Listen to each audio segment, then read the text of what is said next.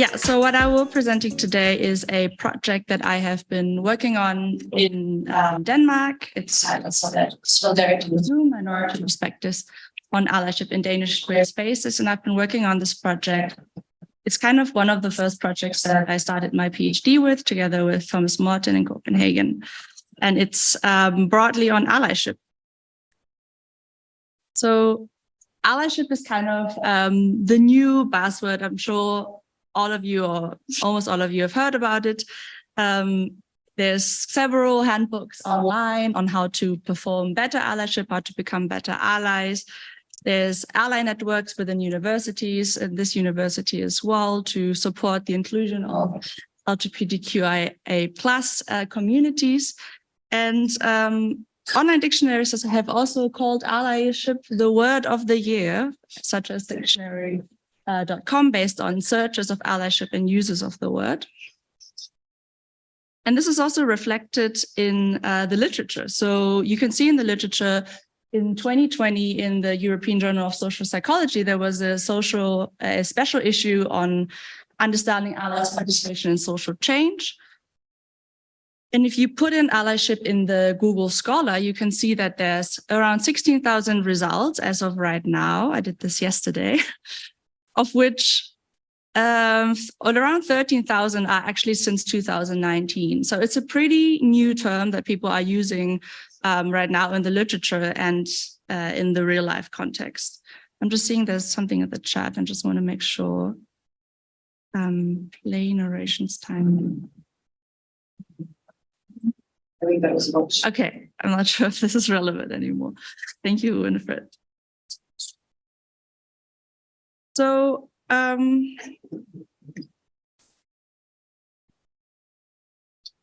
the same time, scholars have critiqued that there's an overabundance of terms in the literature. So right now, people are researching allyship in the context of allyship.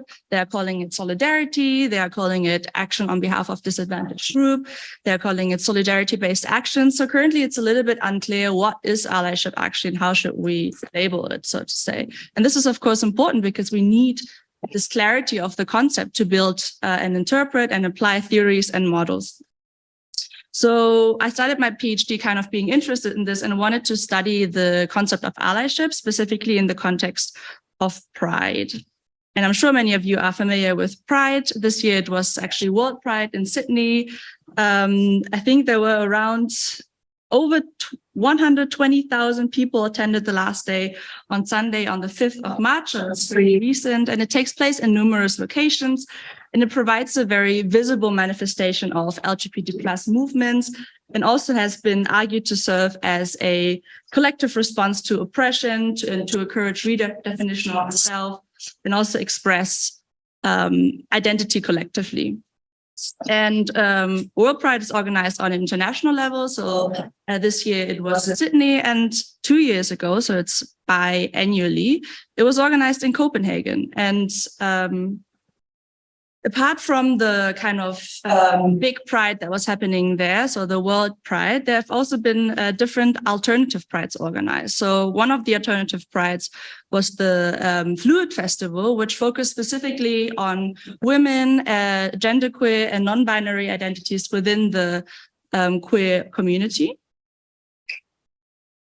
And there's also been an alternative Pride in Copenhagen that's called Nørrebro Pride. And Nørrebro Pride is an activist, anti-capitalist, and intersection organization that focuses specifically on what they term QT-BIPOC. So this is queer and trans, Black and Indigenous people of color.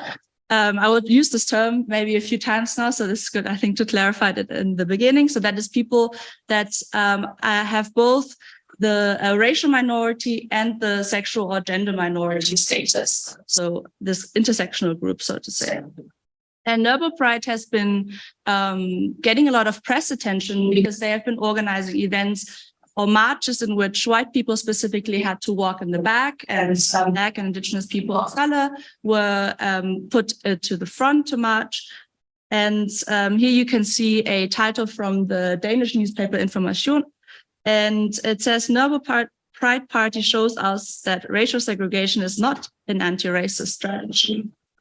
On the right side, you can see an article from Vice. This was from the original Nobel Prize organizers, and the organizing team actually changes every year. And what they say here in Danish is, why should we go with the enemy? Meet the people behind the anti-commercial pride in love. And theoretically, what we know about movements like the queer movement is that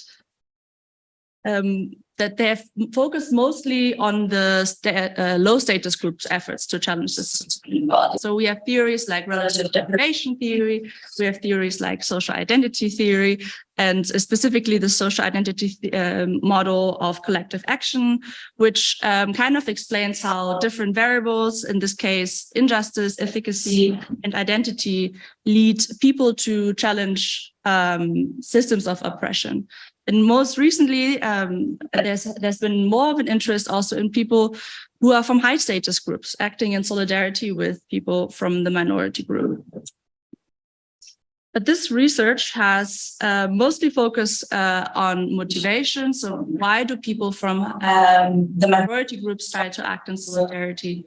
And of course, the underlying assumption there is that this type of solidarity is something that we should promote, and also something that is desirable in the context of social change. And some scholars have pointed out that maybe the involvement of majority group members in social movements could also harm rather than support social justice movements. For example, it could reduce low status group members' perceptions of injustice, or it could also discourage low status group members to join the justice efforts. And for me, this kind of begs the question is the involvement of majority group members something that we want? Is it something that is needed in social justice movements? And if yes, what type of involvement is needed here? And that's kind of where I started my PhD. So I wanted to know, how do people from minority groups, in this case, queer people, and I will refer to queer people as an umbrella term for LGBTQI+ people, how do queer people in Denmark conceptualize allyship? And this was came from a need to conceptualize the concept a little bit better. I wanted to explore the concept a little bit more, specifically from the minority perspective, from the perspective of the people who are actually affected by solidarity. And it's also a qualitative study. So what I wanted to know is kind of, what kind of allyship is needed, from whom, and I will explain in a little bit what kind of questions I asked for that. So to explain a little bit the Danish context, if you are not familiar with it, so Denmark is was one of the first countries that legalized same-sex registered partnerships in 1889. And it's generally considered as one of the safest countries for queer people to travel. But there have been increasing numbers of hate crimes against LGBTQ+ people, which also means that there's obviously still a problem. This is why these organizations try to mobilize together. So there's, as I have kind of showed in the beginning, there's Copenhagen Pride, which is one of the largest and most well-known Danish LGBTQIA+ organization. And it organizes the yearly summer pride, and there's also a winter pride, actually. And it focuses on the queer community as a whole in general. And then there's the Fluid Festival, which was established, I think, a few years ago, 2 years ago by now. I think this is the third year that they will be having the Fluid Festival. And it takes place during the Pride Week, but focuses and centers specifically women, genderqueer, and non-binary identities within the queer community. And then there's Nobel Pride, which I have also explained before, as the more activist, the more anti-capitalist, the more intersectional organization, which focuses specifically on what they call QTI BIPOC. So again, queer and trans, intersex, Black and Indigenous people of color. And I found this a very interesting context to study, because I think that the position on who they think is welcome and who they should focus on says something interesting about whether allyship is needed and from whom.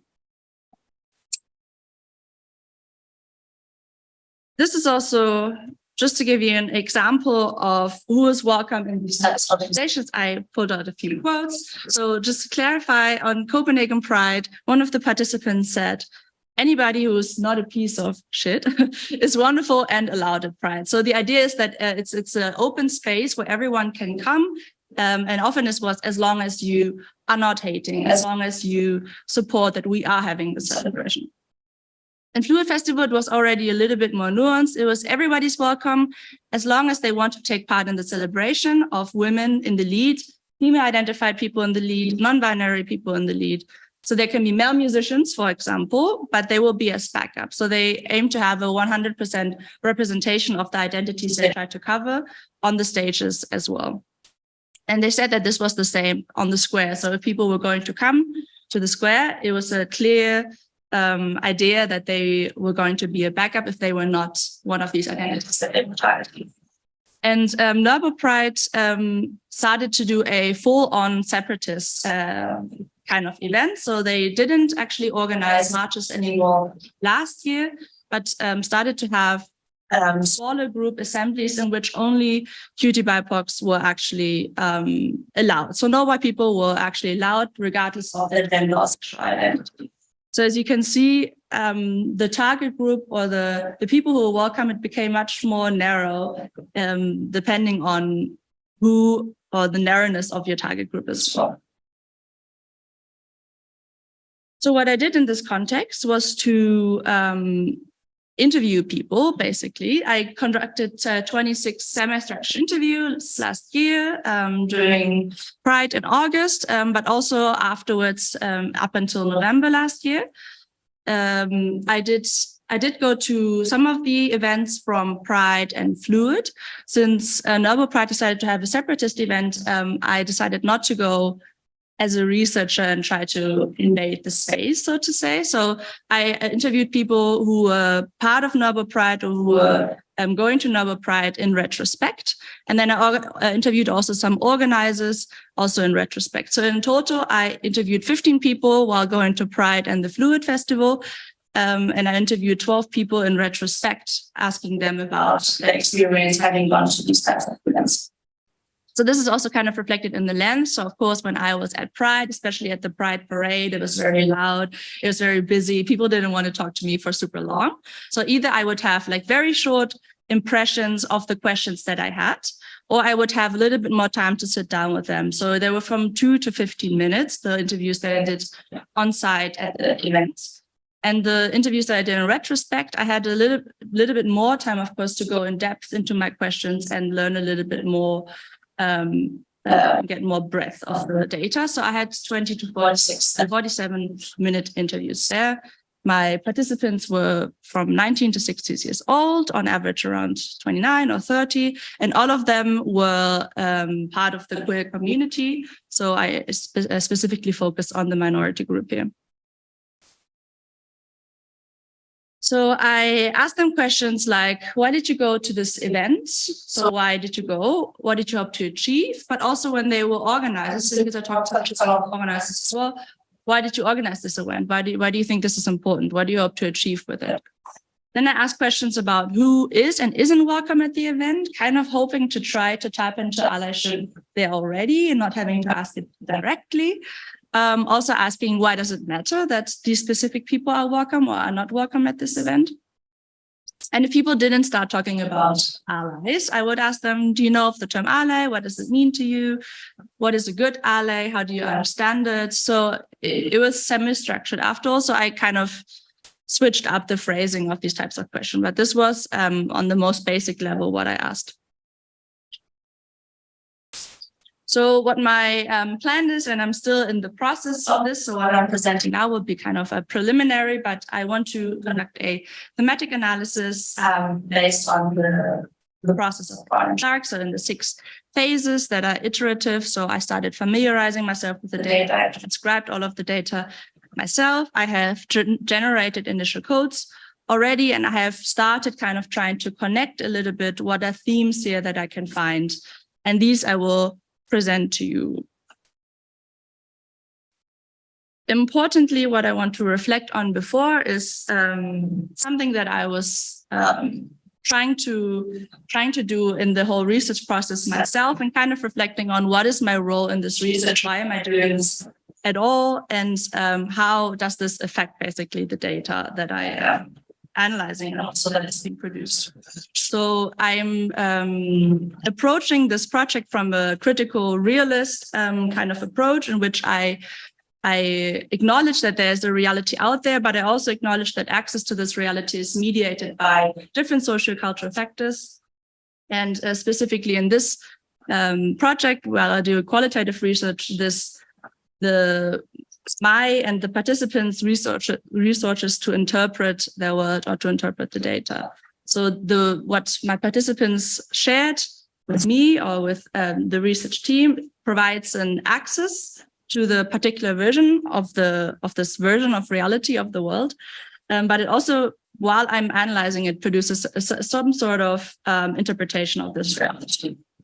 And my position in this research is I myself, as a cisgender, queer-identified woman, but often hetero-passing, which means that it comes with certain privileges, that people see me and read me often as heterosexual. And this sometimes made me question a little bit, what is my role in this research? Should I be doing this? And how do people read me? And I could see this also in the responses of the participants that were talking to me. So I felt sometimes a little bit, either they were curious about why am I doing this research? They were kind of subtly trying to see, am I part of the community? Am I doing this research as an ally? Also checking if I understood certain references, or checking if I, know the places where the queer people meet in Copenhagen. And I could see that sometimes could create some sort of either insecurity or distance or closeness, depending on how they would read me.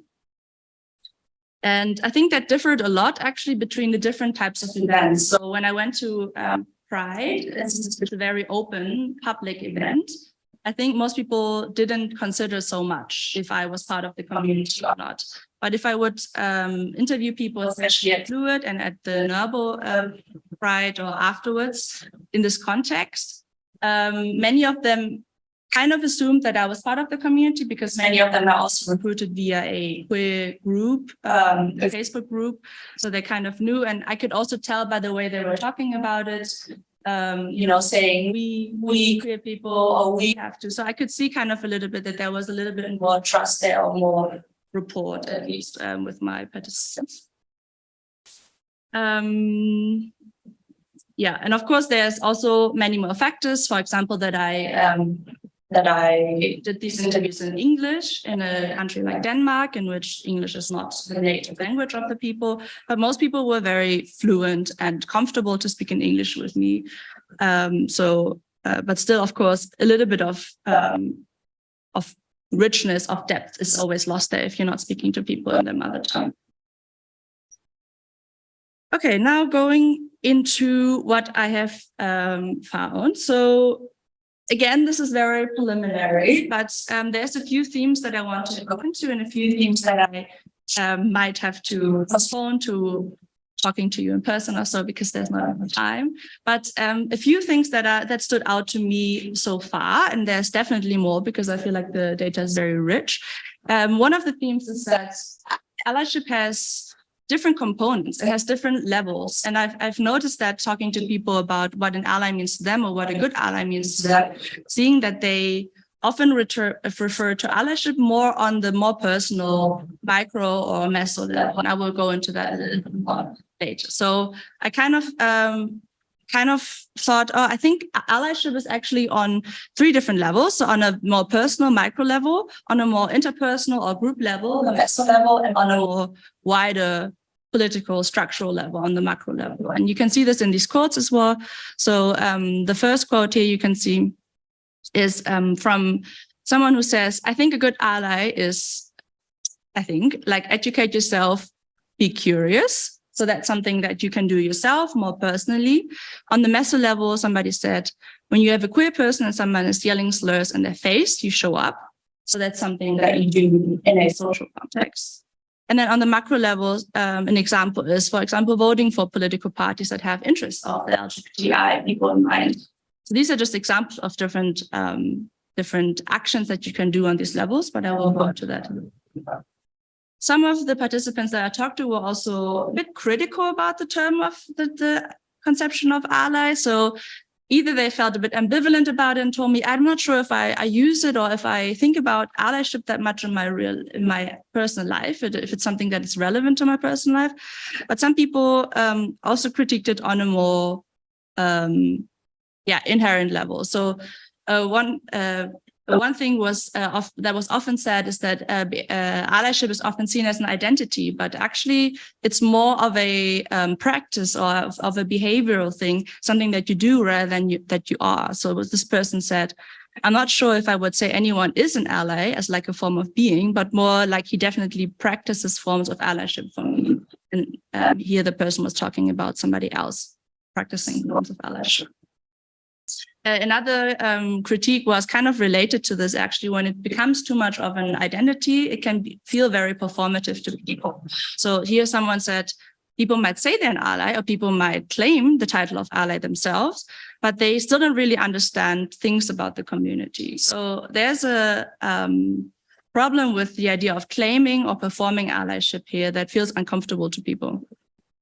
And then something interesting that I have encountered that I will go into depth in later as well is that the group boundaries and allyship become very blurry when we talk about to different types of people. So I will go into detail into this still, but some people prefer to organize within their minority group. So here someone says, there was such a need for a place where LGBT plus women and genderqueers and non-binary identities could actually go and feel welcome and feel at home, and actually being in a place where you can identify with what's going on. And this is because Copenhagen Pride is often criticized to be very male-centered, very gay-centered. And other people refer to allyship in the more intergroup context, so saying something like allyship would be something maybe like a safe space for a gay person to talk to a straight person without feeling judged. So people were referring to these different types of group boundaries. Okay. Yeah, well, I will not, I guess I will not go into detail much here, but I think so then I will skip, I guess, to slide.